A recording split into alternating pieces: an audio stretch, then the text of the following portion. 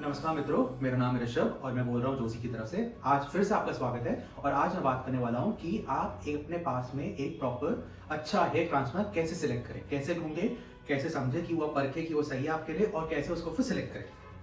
ठीक है, तो ये बहुत सिंपल सा वीडियो है। इसमें आपको 5 क्राइटेरिया बताऊंगा कि कैसे आप अपने लिए बेस्ट हेयर ट्रांसप्लांट सर्जन अपने पास में सिलेक्ट कर सकते हैं। देखिए, इसमें तो सबसे पहली चीज आपको देखनी है कि आपको एक्सपीरियंस कितना है डॉक्टर का। ठीक है, जितना ज्यादा एक्सपीरियंस हो उतना अच्छा है, क्योंकि आखिरकार देखिए एक ही सर्जरी है, सर्जरी में हाथ की कला बहुत इंपॉर्टेंट होती है और जितना ज्यादा डॉक्टर या सर्जन को एक्सपीरियंस होगा उतना ज्यादा अच्छा होगा। तो जैसे हम जिन डॉक्टर्स के साथ काम करते हैं उनके 3000 से 5000 से भी ज्यादा सर्जरी उन्होंने कर रखी है पिछले 7 से 10 साल में। तो ये पक्का देखिएगा कि उन डॉक्टर और क्लिनिक में कितनी सर्जरीज कर रखी है। ठीक है, इसको अगर आपको और परखना है तो आप उनसे टेस्टिमोनियल्स मांगे, थोड़े रिव्यूज देखिए। देखिए गूगल वगैरह में कभी कभी रिव्यूज फेक हो जाते हैं, तो आप एक्चुअल कस्टमर से बात कर लीजिए, नहीं तो आप हमेशा उनके बिफोर आफ्टर इमेजेस तो पूरे पूछने ही चाहिए। ठीक है, तो पहली बात होगी एक्सपीरियंस पे। दूसरी बात होती है आपके कैलिबर ऑफ दी सर्जन। ठीक है, तो इससे पहली बात तो मैं कहूंगा आप किसी कंपाउंडर या टेक्नीशियन से मत कराना, आप एक प्रॉपर सर्जन से ही कराना। ठीक है, और ये सर्जन जो स्टडी की होगी ये इन्होंने ट्राइकोलॉजी में स्टडी होनी चाहिए। बहुत लोग डर्मैट्स होते हैं, dermatologist. Dermatology is study of skin, trichology is study of scalp and hair. तो जो डर्मेटोलॉजी पढ़ा है उसने कॉलेज में हेयर ट्रांसफर नहीं सीखा है, उसने अपने आप थोड़ा सीख लिया हो और उसका एक्चुअल स्पेशलिटी और एक्सपर्टीज हेयर ट्रांसफर नहीं है, तो आप हमेशा ट्राइकोलॉजिस्ट के पास ही जाइएगा। एंड उसमें भी क्या होता है, ट्राइकोलॉजी में आप ये भी देखेगा कि वो डॉक्टर की कैपेबिलिटी क्या है। इसमें बेस्ट तरीका है जांच करने का कि उनको वो किसी बोर्ड के मेंबर है या नहीं। ठीक है, बहुत सारे बोर्ड्स होते हैं, अगर वो बोर्ड सर्टिफाइड डॉक्टर है तो अच्छी बात है, और वो कौन से बोर्ड के सर्टिफिकेशन है वो भी आप चेक करेगा, क्योंकि कुछ बोर्ड में आपको टेस्ट करके, टेस्ट क्लियर करके ही आपको बोर्ड सर्टिफाई करते हैं, कुछ जगह आप बस वर्कशॉप अटेंड करो उससे मिल जाता है। ठीक है, तो आपको ये भी क्लैरिफाई करना होता है। ठीक है, अगली चीज आपको डॉक्टर के साथ ये देखनी चाहिए कि उनकी एजुकेशन क्या है। देखिए जिसने एम्स से पढ़ाई की है वो तो सबसे बेस्ट होंगे इंडिया में, जिन्होंने कुछ लोकल कॉलेज से की है वो शायद इतने अच्छे ना हो। ये भी देखिए उन्होंने एजुकेशन में कहाँ तक की है, एमबीबीएस के बाद एमडी फिर डीएम होता है। ठीक है, ये भी देखिए उन्होंने गोल्ड मेडल या कोई ऐसा प्राइज होना जीता, वो किसी कहीं फैकल्टी हो तो भी अच्छा है। तो आपको बेसिकली अलग अलग चीजें से परखना पड़ेगा कि आप किस डॉक्टर से करा रहे हो और डॉक्टर की कैपेबिलिटी कितनी है। पहला जो मैंने कहा था वो तो क्लिनिक एक्सपीरियंस बता रहा है कि उन्होंने कितने सारे ट्रांसप्लांट कराए हैं, ढंग से कराया नहीं कराया। ठीक है, तो डॉक्टर का भी चेक कर लीजिए। तीसरी बात होती है टाइप ऑफ हेयर ट्रांसप्लांट। देखिए मैंने आपको अभी रिसेंटली वीडियो बताया था जिसमें 8 तरह के हेयर ट्रांसप्लांट होते हैं। नंबर 1 चीज होती है FUT, this is follicular unit transplantation, आपको कराना ही नहीं है।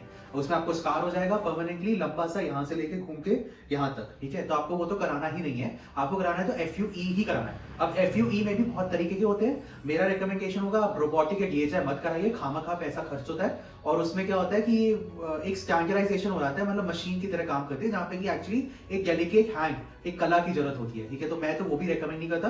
और आपको कराना चाहिए तो या आइदर अल्ट्रा हाई डेंसिटी या सेलिब्रिटी, जिसमें कि आपके पीआरपी जो कि बायो एफयूई इंक्लूडेड होना चाहिए। मेरे हिसाब से पर्सनल रिकमेंडेशन है कि आपको इसी तरह का हेयर ट्रांसप्लांट कराना चाहिए और आपको पूछना चाहिए कि आपका हेयर ट्रांसप्लांट सर्जन जो आपको प्रोसीजर दिया जा रहा है उसमें ये सारी चीजें हो रही है नहीं। पहली चीज कि उसमें बायो एफयूई, पहली चीज की एफयूई हो रहा है नहीं हो रहा। दूसरी चीज उसमें बायो एफयूई है या नहीं, जिसमें कि पीआरपी करा रहा है नहीं, स्टेम सेल की आपको कोई जरूरत नहीं है। तीसरी चीज अगर आपको चाहिए तो अल्ट्रा हाई डेंसिटी या फिर सेलिब्रिटी लेवल का हो रहा है नहीं हो रही। सेलिब्रिटी में आपको बस एससीएम होता है, स्कैल्प माइक्रोपिगमेंटेशन, ये आपके साथ हो रहा है नहीं हो रहा, आपको ये बिल्कुल पता करना है। आपको पता करना है कि आपको जिस तरह का हेयर ट्रांसप्लांट चाहिए वो आपको वो क्लिनिक एंड डॉक्टर आपको ऑफर कर रहे हैं नहीं कर रहे। ठीक है, चौथी चीज बहुत इंपॉर्टेंट है कि किस तरह से हेयर ट्रांसप्लांट किया जाता है। इसमें कुछ कुछ इंपॉर्टेंट बातें जो मैं बताता हूँ। पहली बात है डॉक्टर का इन्वॉल्वमेंट कितना है। देखिए कई ट्रांसप्लांट क्लिनिक्स में जानता हूँ जिसमें कि डॉक्टर केवल कंसल्टेशन करते हैं, पूरी सर्जरी करते हैं टेक्नीशियन और कंपाउंडर।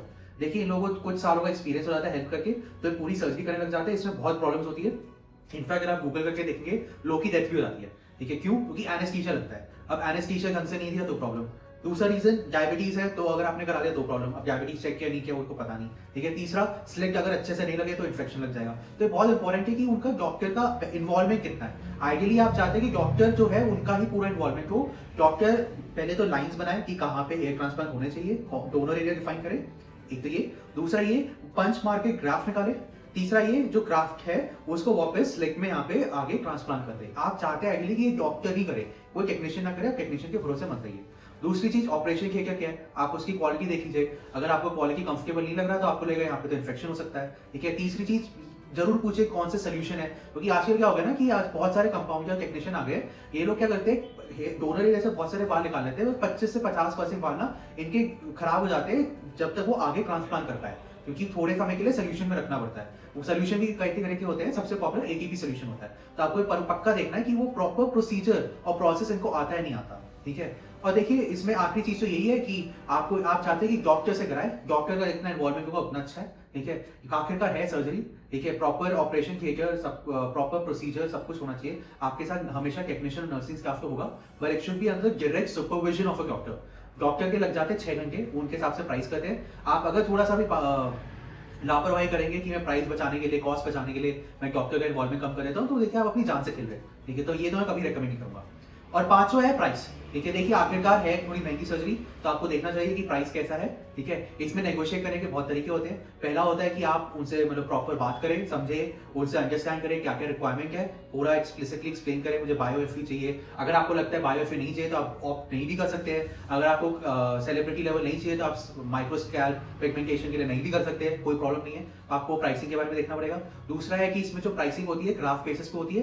कई बार लोग इन्फ्लेट कर रहे थे ग्राफ। देखिए 4000 से ग्राफ आपके दोनों रेडियो में एक बार में सेटिंग में एक सेटिंग में बहुत ज्यादा होता है, ठीक है। तो ज्यादा ग्राफ में करिए। कुछ लोग क्या होता है, डॉक्टर्स कुछ भी नंबर ऑफ ग्राफ बोल लेते हैं, 10,000 ग्राफ बोल लेते हैं। अब as a patient, as a customer मेरे को तो पता ही नहीं कितने नंबर ऑफ ग्राफ रिलेवेंट है, तो मैं तो मान लेता हूँ, ठीक है। तो आपको पक्का ध्यान रखना है 4000 से ग्राफ तो होती नहीं रियलिस्टिकली, एनाटॉमी के हिसाब से पॉसिबल नहीं है, ठीक है। तो आपको 4000 से ग्राफ लेनी नहीं है, प्राइसिंग उसके हिसाब से होती है। तीसरी चीज आपको ये देखना है कि भाई आप देख रहे हैं, ठीक है, आपको अगर कॉस्ट ज्यादा लग रही है आप ईएमआई लीजिए, ठीक है। ईएमआई आपको मिल जाती है, और ईएमआई आपको जो अच्छा क्लिनिक होगा वो नो कॉस्ट ईएमआई देगा, तो जो इंटरेस्ट आपका जो ईएमआई का लगेगा वो उनके तरफ से जाएगा, आपको कुछ अलग से नहीं पे करना, तो उससे आपका प्रॉब्लम सॉल्व हो जाता है। और देखिए लास्ट में ही तो बहुत इंपॉर्टेंट है कि नेगोशिएट अच्छा करना चाहिए, पर अच्छे डॉक्टर को इन्वॉल्व करिए। देखिए अपने जान से खेल रहे हैं, ठीक है, और अपने ब्यूटी से भी देख रहे हैं। आपको चाहिए हैंडसम होना है, ब्यूटीफुल दिखना है, तो आपने उसमें भी कोई कसर नहीं छोड़नी चाहिए। आप खर्चा कर रहे हैं अच्छा खासा, तो अच्छे से एक बार में आउटकम ले आइए। क्योंकि होता क्या है ना, जैसे हम बात करते हैं, देखिए हमारे साथ बहुत सारे कस्टमर्स आते हैं, उनका होता है पहली बार में हेयर ट्रांसप्लांट हुआ तो फेल हो गया, ठीक है। फिर दूसरी बार कराते हैं, आपने पहली बार कराया,